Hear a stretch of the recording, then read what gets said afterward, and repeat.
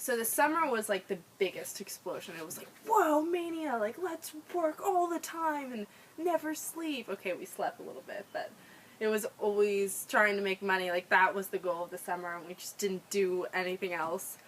And yeah, I guess that's kind of lame, but at the same time we're about to travel the world, so yeah, that was travel the world, fun for one summer. We did a lot of so much stuff, so much work, so much planning and preparation. We kind of, if we're breaking it into two things, we made money and we planned. And making money was just a question of working and trying to fundraise, trying to get the word out and having people, if people were interested in donating, which a lot of people were kind enough to do. We do have to be on our guard that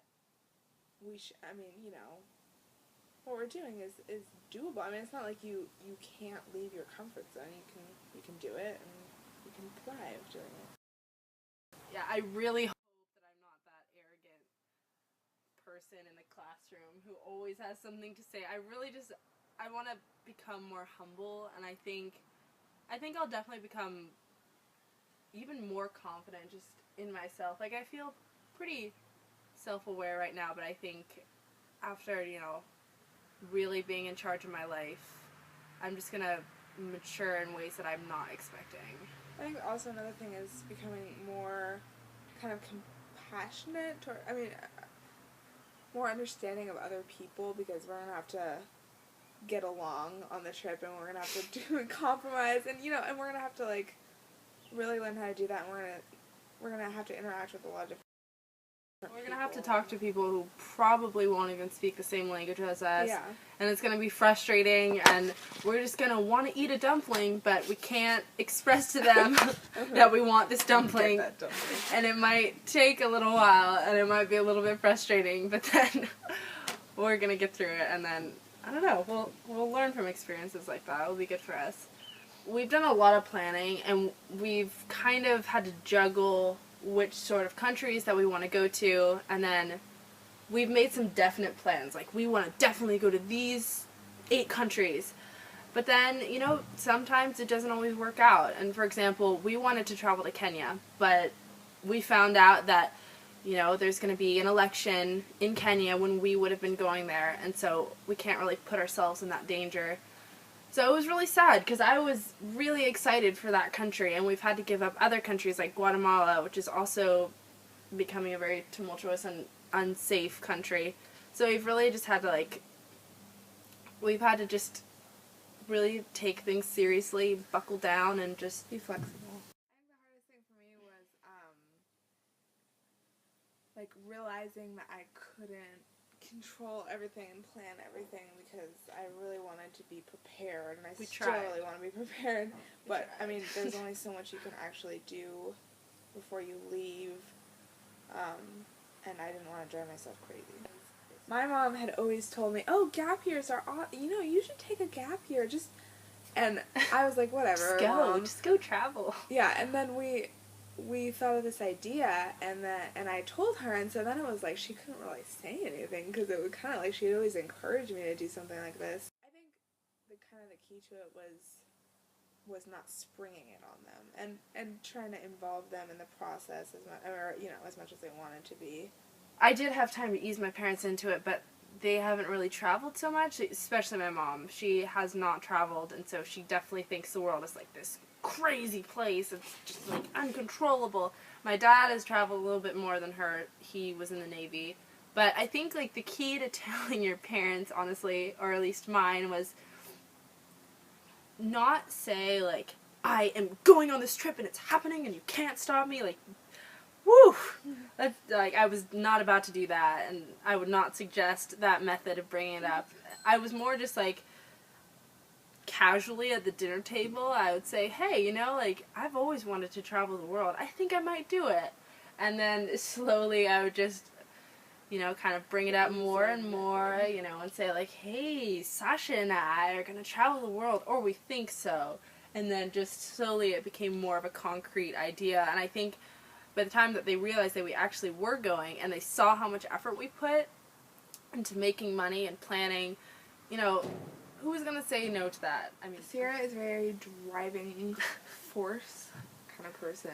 So I was like, I knew that when I agreed to it, it would be like, I mean, it wasn't like I was just gonna, I didn't anticipate it would just go away.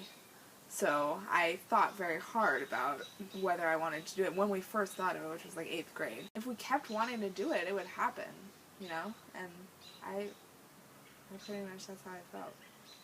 It's weird, like, I don't think I ever doubted it, ever. Which is so weird because it seemed like such an abstract idea at the beginning. You know, let's travel the world. It just, how do you do that exactly? Like, how do you get the money, especially when at the time, you know, we're like, what, 14, 15, and we're just like, yeah, let's get money and travel. It seems so abstract, but I don't know, I just did what we had to do, and I didn't really think about it. I just kind of did it. Oh my god, we're gonna make so many mistakes. Like, I don't want to make a lot. I don't want to make them, but they're gonna happen. I'm gonna miss, like, a bus. Okay, we'll miss a bus. I can, yeah. I think we're gonna make a lot of mistakes, honestly. Like, I'm going in with the mentality of, like, we're gonna figure everything out. We're gonna make sure we get on the right plane, the right train, and I think it's a good mentality. We're gonna, you know, always check that we have all our stuff, and we will do that stuff, but I think that's kind of the beauty of this whole trip is that, I mean, things are gonna happen, and we are gonna make mistakes, and we're gonna have to pay for those mistakes, but at the same time, isn't that the whole point? You know, we're gonna learn from those sorts of things, and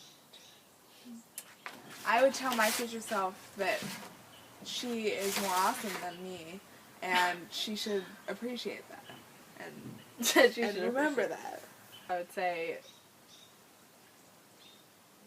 wow, you did it, and I'm sure you have so much more wisdom than I do right now.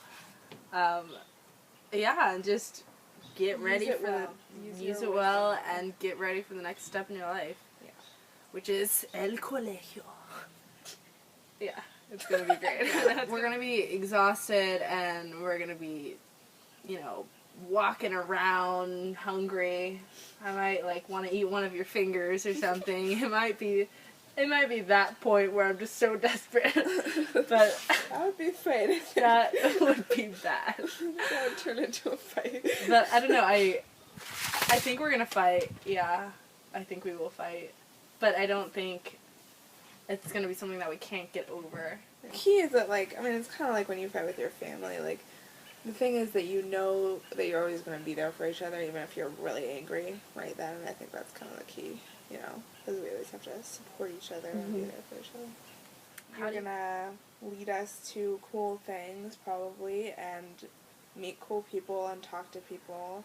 And I think that will be a lot more interesting than maybe if I just went by myself. I've never thought that I could find a better travel partner. I honestly think that... No, honestly, I think you are the best travel partner I could go with, especially for this first time around the world experience at the age of, wait, how old are we? Oh, 18. Right, okay. Yeah, I think you're the perfect person to go travel the world with. Yeah. Yeah. I really do.